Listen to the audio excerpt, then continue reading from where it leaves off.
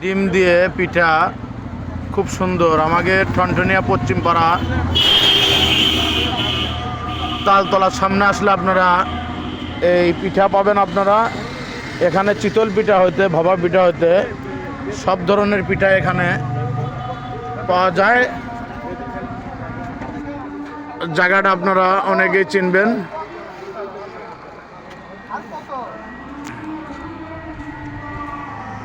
ভাইস্তা কেমন আছো?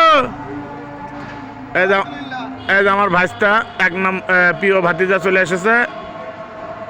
তা আপনারা এখানে আসলে অবশ্যই এই যে পিঠা খেতে পারবেন, সুন্দর সুন্দর পিঠা।